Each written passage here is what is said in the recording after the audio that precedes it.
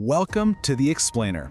Today, we are talking about one of the most dangerous flashpoints on the entire planet, the Taiwan Paradox. We're going to figure out how this tiny, officially unrecognized island somehow holds the entire global economy and really the future of all technology right in the palm of its hands.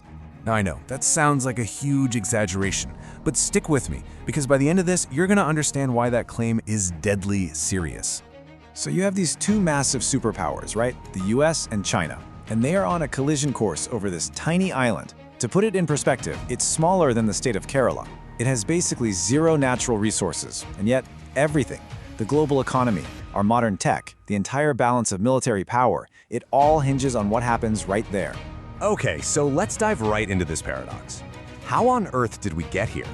Well, to really get it, you have to start with this really weird situation Taiwan is in, this kind of diplomatic limbo. See, on paper, Taiwan is, well, it's not really a country. It's not in the UN, the US doesn't officially recognize it, China, of course, doesn't, even India doesn't. Almost everyone follows this thing called the One China policy, which basically means they don't officially acknowledge Taiwan as its own independent nation. But, and this is where it gets weird, a Taiwanese passport is actually the 36th most powerful in the world. It's stronger than a passport from India or even China. So you've got this huge disconnect, right? Its official status says one thing, but its actual global power says something completely different. It's a clue that its power comes from somewhere else, not from traditional diplomacy. So where does this power really come from? Well, it's built on two massive pillars. And we've got to start with the first one, because honestly, it might be the most important. They call it the Silicon Shield. Okay, let's rewind to the 1970s. Taiwan was in deep, deep trouble. They'd just been kicked out of the UN, so they were kind of politically invisible. And then the oil crisis hits and just guts their economy. So you have a group of government officials meeting in a diner, of all places, and they make this wild, historic bet that's going to change everything. And they didn't just pick some new industry, no, they went for the absolute hardest thing you could possibly make. They decided to bet the entire country's future on semiconductors. We're talking about an industry so ridiculously difficult and expensive that even giants like Intel were bleeding money trying to do it. Just to give you an idea, people say it's literally harder to make these advanced chips than it is to build a nuclear bomb. Think about that. And the result of that crazy bet? A single company, TSMC. You've probably never heard of it, but it was born out of that desperate decision. And today, it is arguably the most important company in the world. Get this, today, that one company, TSMC, makes more than 80% of the world's most advanced chips. Not just any chips, the really, really powerful ones. So, the phone in your hand, the laptop you're watching this on, the car you drive, the servers that run the internet, even cutting-edge military jets, they all have a tiny little brain. And chances are, that brain was made in Taiwan. And if you need any proof of just how critical this is, just think back to the chip shortage a little while ago. All these automakers, Ford, GM, they had hundreds of thousands of brand new cars just sitting in lots, totally useless, all because they couldn't get these tiny chips.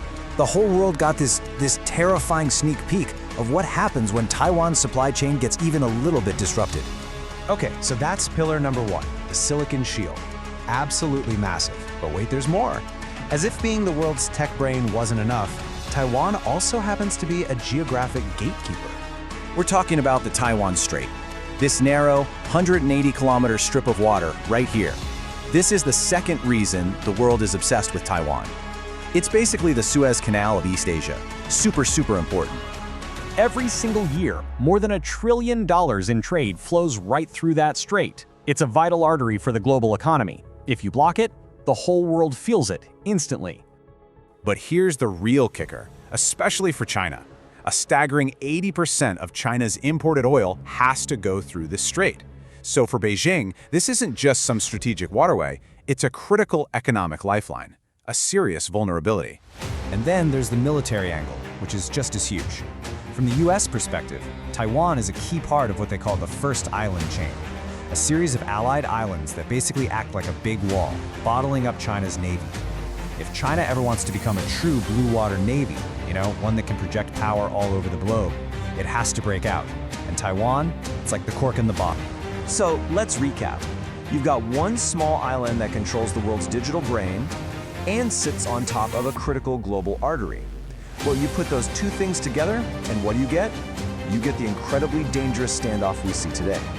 At the end of the day, it really boils down to a fundamental clash of interests. For the United States, there's just no way it can let the global chip supply fall into China's hands. It's an economic and military non-starter. And for China, there's no way it can tolerate what it sees as a breakaway province, backed by the US, acting as a gatekeeper right on its doorstep. Two unstoppable forces. So what does the US do? Well, for decades, it's played this very careful, very delicate diplomatic game called strategic ambiguity. It's kind of like this. The US tells China, hey, we don't officially recognize Taiwan. We get your one China thing. But at the same time, it tells Taiwan, don't worry, we'll sell you weapons to defend yourself. And to China, it also says, and if you attack, well, you'll have to wait and see what we do. The whole point is to keep everyone guessing, to hopefully stop anyone from doing something stupid. So when you step back and look at it, what Taiwan has done is pretty brilliant. It's caught in this game between giants, right? So it's engineered its own survival by making itself completely indispensable. It's this genius two-part strategy. Step 1, build the silicon shield. Make yourself so essential to technology that attacking you means attacking the entire global economy, plunging us all into a tech dark age. Step 2, use your location. Sit on a geographic choke point so critical that every major power has a vested interest in your stability. It's a masterclass in geopolitics. And just in case anyone thought they were bluffing, Taiwanese officials have made the stakes crystal clear. They've said, straight up, that if there's an attack on Taiwan, they will destroy all the TSMC machines themselves. The message couldn't be clearer. If we go down, we are taking the entire global economy down with us. It's a poison pill strategy. So this incredible strategy has turned Taiwan from what should have been a simple pawn in a game between superpowers into the queen on the chessboard.